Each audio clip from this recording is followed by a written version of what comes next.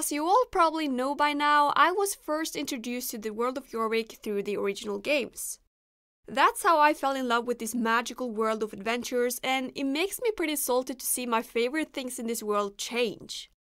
I've been pretty vocal about my opinions on this, to the point where it's starting to get on people's nerves. So for this video, I decided to mix it up a little bit, step into the world of positivity, and tell you about some story changes that I think were good.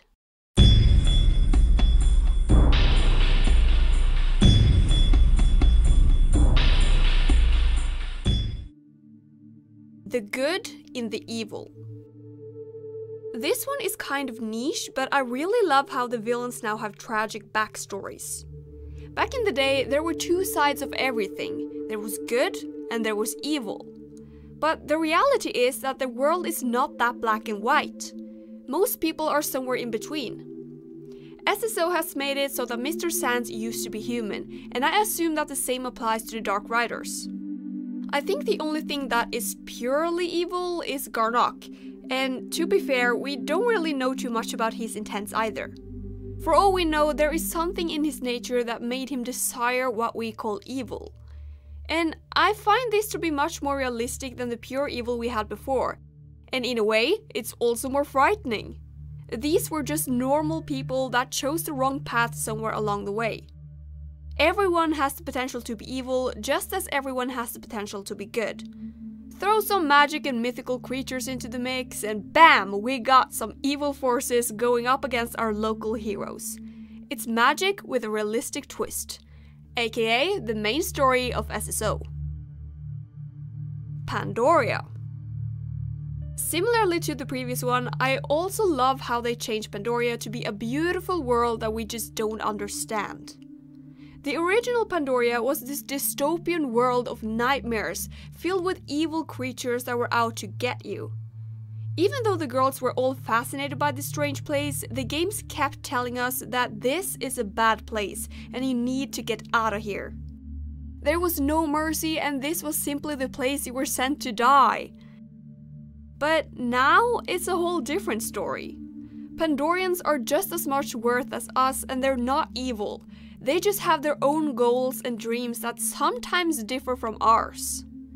We got characters like Idris and Evergrey who love Pandoria, and we have seen it ourselves how beautiful it can be. Seriously, the place is magical and those mantis are so cute.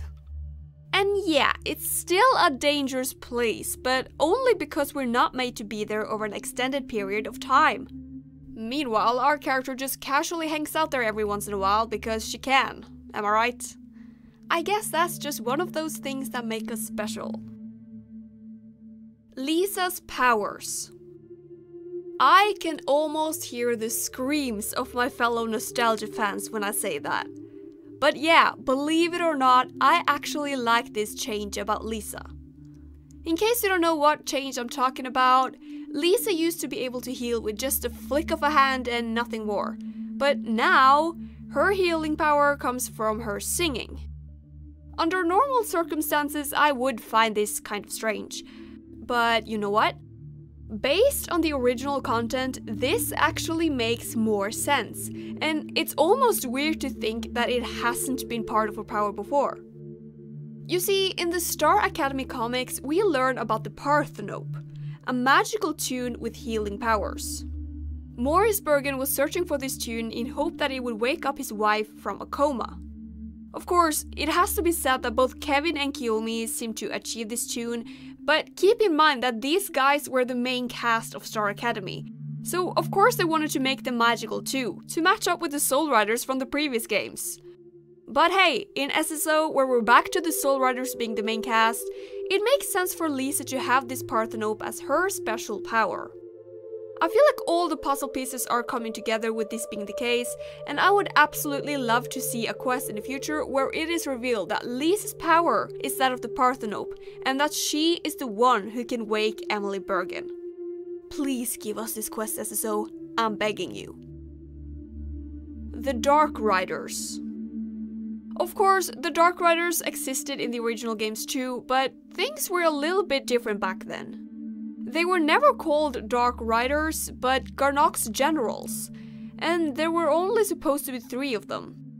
They never really seemed to be working together, and in my opinion, it felt like they were kind of rushed as villains. I mean, they were introduced in one game only to never be mentioned again, with a few exceptions of course. But in SSO, I think the concept of the Dark Riders is really well executed. One of the big reasons for that is that there now are 4 of them. And even though they tried making Justin step in as Dark Rider, we know that the true Dark Riders are 4 girls from 4 different circles. This perfectly mirrors the side that we fight for, and it makes them seem like some sort of anti-Soul Riders. Hence the name Dark Riders. The concept becomes so much easier to grasp when you can draw parallels between the two, and they suddenly feel like part of the legend. And speaking of which, the legend of Aideen. Ah yes, the story that literally all of Jorvik is based on. Well, fun fact, Aideen wasn't always a thing. Back in the original games, Jorvik was a normal island that just so happened to have some secret magic stuff going on. And all of this magic stuff originated from, well, other planets. There was no goddess and no special bond between horse and rider, unless you were a soul rider of course, in which you would have this cool telepathic thing going on. So you may wonder, hey, if Aideen didn't exist back then how were the soul riders formed? Well, you see, we had these, horse people. Yeah, I think Aideen works better.